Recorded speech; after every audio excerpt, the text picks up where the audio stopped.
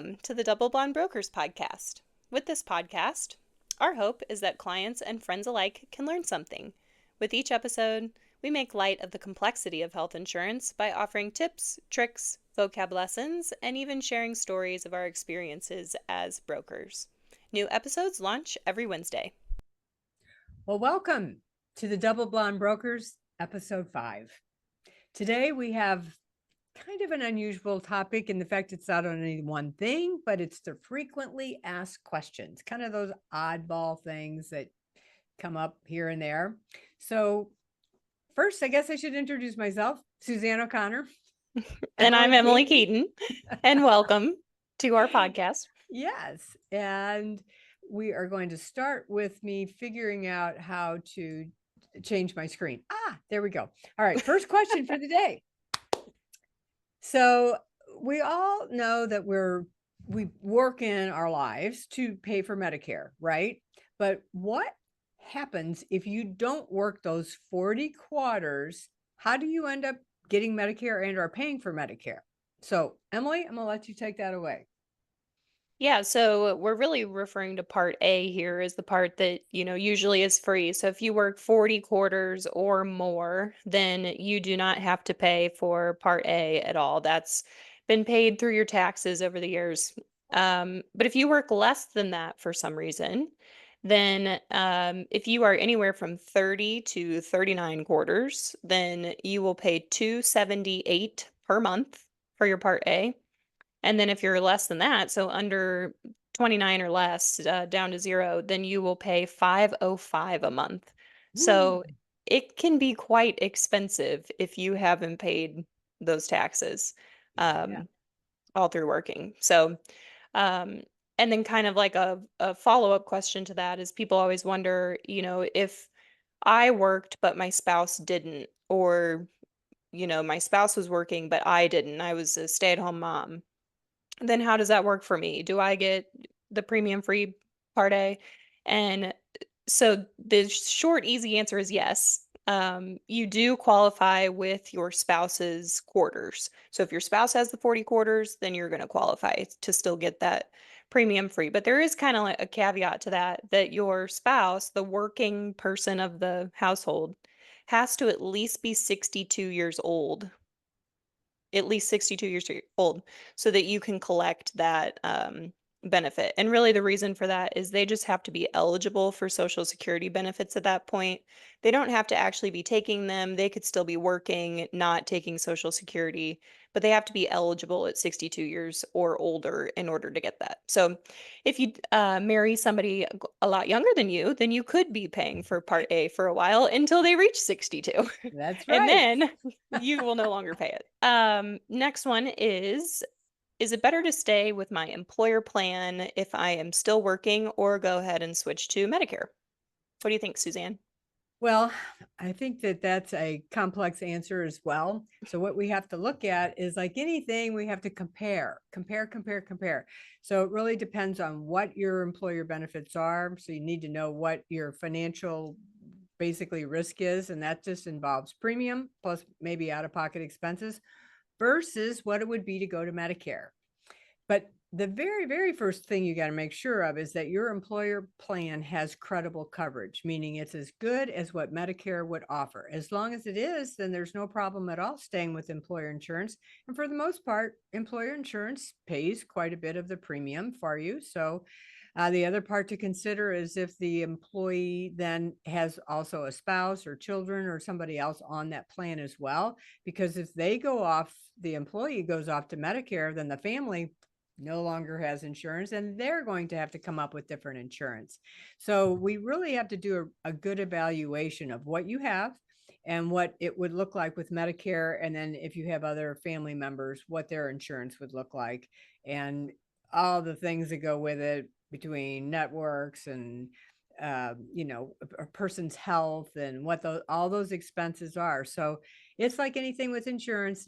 It's got a lot of complexity to it, and this is where we can help you with that kind of thing, because there's a lot of evaluation. So the easy answer is there's no easy answer. You have to do the homework and then figure Complex. out it's complex, figure out which one's going to be best. Now, some employers don't give you an option. they make Medicare primary and you don't have an option. So you would want to check on that first. But I find that most, especially larger ones, it's up to you what you want to do, Medicare to be Yeah, primary or usually not. just the real small employers are the ones doing that. So, Right, right. All right. So we're moving on to the next question is, well, let's just say I sign up for a supplement and then every year we get a little bit of a price increase on that supplement. And so what happens if our supplement just kind of keeps increasing over time? What are our options? yeah, so a couple options there. So price is definitely going to increase over time, and sometimes people run out of money um, Mhm. as they age. So you have two options basically. In Missouri, we have a cool rule called the anniversary rule, where you can switch your supplement plan to the same plan or lesser on your anniversary month each year. So you have the option to change insurance carriers. Sometimes one insurance carrier is going to be a lot cheaper when you first get on the plan. Years down the line, maybe a different one is offering lower prices. So you could always switch to a different carrier if you wanted to kind of give you some uh, premium relief. And then your other option is that you could ditch the supplement altogether if you want to and go ahead and switch to the Advantage plan. But that's going to be a totally different time of year. And you'll have to hold out until the annual enrollment period, which is October 15th through December 7th, and make that switch to Advantage where your premiums go way down. So, Mhm.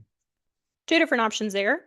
Um, Next question we have, this one's really interesting. And I'm sure a lot of people have this happen and don't really know where to turn as to why this is the case. So, question is, my mother had trouble getting coverage in a nursing home with her Medicare. Why did this happen? Well, that is a question that happens occasionally because we don't always understand what the nursing home care is. So, the way Medicare is designed is that they will cover skilled nursing, right? So, if, let's just say someone falls and breaks a bone and they got to be in care for 3 to 6 weeks in a skilled nursing facility to help take care of them. That's the kind of thing that's going to be covered by Medicare because they are actually able to do some skilled nursing while you're in there. But let's just say a person is in there and they cannot be rehabbed or they cannot do physical therapy. They cannot receive any sort of care like that. So then they're just a resident in the nursing home. So now we're in long-term care, but for a short period of time, like for a month. So like I had that happen to one of my clients.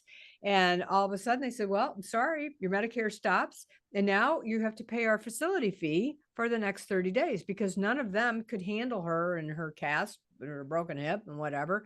And that'll just be just a mere $8,000, so no problem. Right. And they're like calling me like, oh, well, without until they can change that to where she can receive the care, receive the physical therapy, start into a level of improvement that Medicare is not going to cover it. So that's just a common thing that sometimes people come to you and say, oh, Medicare, they just doesn't cover the nursing home. Well, they may not, for that very reason. So long-term care facilities much different than what Medicare does not cover that. All right. So what about if I'm on a plan and I'm really happy with it? Nothing's ever really happened. Do you recommend that people review their plans every year? What would be the advantage or disadvantage to that? Oh yeah, absolutely. So, there are some people that stick on the same, plan throughout their whole life. They love it. They don't want to change it.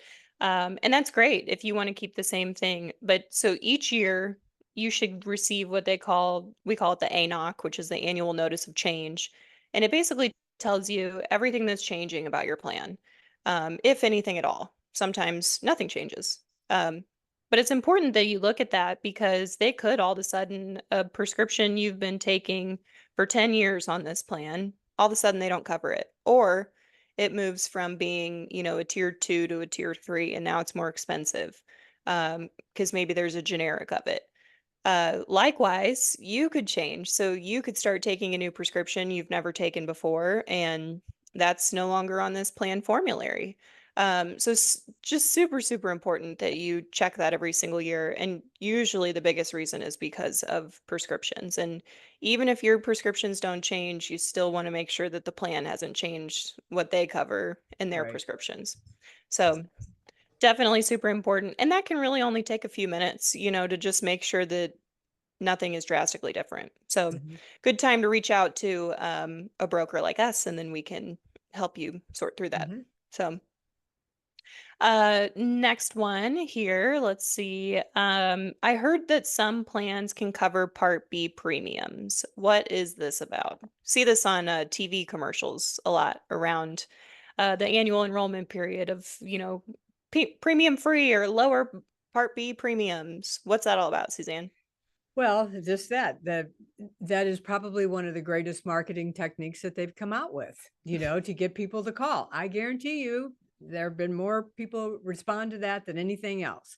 Who doesn't want to have that 174.70 a month covered if possible, right? So you're going to make a call. The thing is, it is possible, and it is possible in some areas with some particular plans.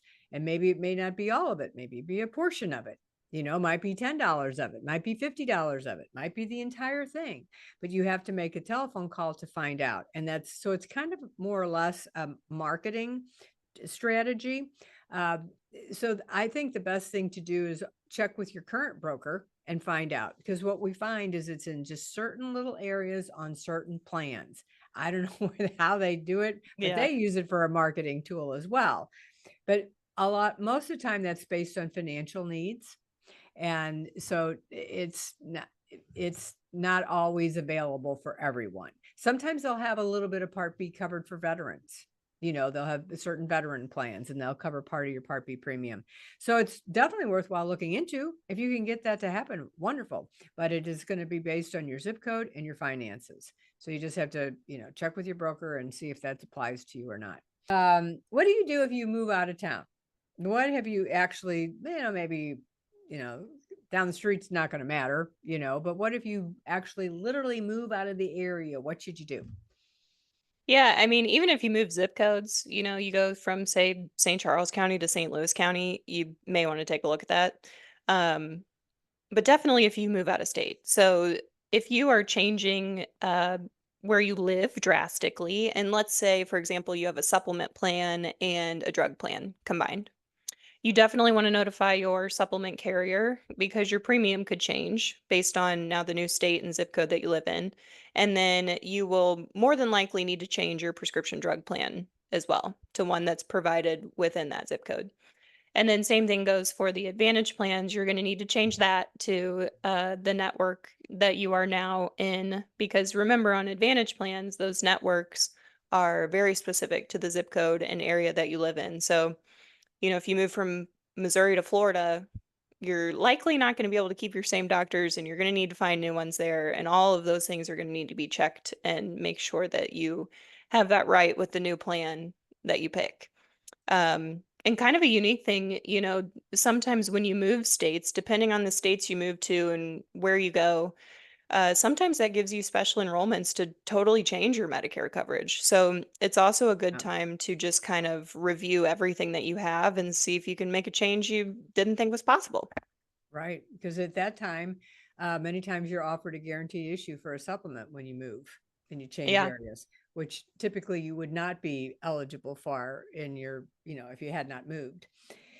So, really, kind of the last little thing we want to touch on here, we're just going to briefly talk about because this kind of leads us into our episode for next week. But the question is, what happens if I need some help paying for expensive drugs? Maybe I have a lower income, but I'm not eligible for Medicaid. Okay. Well, there's a usually there's a couple of different ways you can get help. There's one with the state. There many times it's called low income subsidy, where the state will help make extra, help you pay for expensive drugs. Then if you may also be um, eligible for Medicaid, depending on exactly what your income is. So this is something that we are going to talk about next week. But I'm going to let Emily briefly touch on what happens if you have Medicare and Medicaid. Briefly, It's what is kind it? of it's a more unique situation, and when people are eligible for both, we call that dual eligible. So if you've ever heard of a D-SNP plan or even C-SNPs, we're going to talk about too. Those are for chronic special needs people, and then the D-SNP is dual. Um, so the dual is for people that qualify for both, and there are different plans that are available to you that are not otherwise available to people who don't qualify for Medicaid. And same thing with the chronic needs. If you have some sort of special health condition, like diabetes or cancer, then you could qualify for certain plans as well. That they just kind of give some added benefits that are really helpful for people who are going through things like that. And so we'll go into greater detail for that because that's really a more complicated uh, thing to Right. discuss. So that's why we will have Sherry on, and Sherry Mhm. will discuss all that fun stuff with us and really kind of break it down because it is a bit of a complicated situation, and it can be really beneficial to people who qualify for that. Right. So, next time we will have that topic and it'll be two blondes and a redhead. Yeah. So we will break out of the Two double blondes and a blonde redhead. What a crew. to help explain Also, it. just to kind of wrap up this questions episode, so these were kind of just some frequently asked questions that we've been asked throughout our careers. But if there is anything that you feel like we still have not touched on in Medicare as we've talked about all of these episodes, go ahead and shoot us an email. That's going to be at doubleblondebrokers@gmail.com. uh, Send us an email what your thoughts are. If you have a burning question, you can also write it in the comments or reviews of the podcast section, and then we can do a future episode at a later date and answer all those questions. All right. Sounds great. All right. Well, we'll look forward to seeing everybody next time.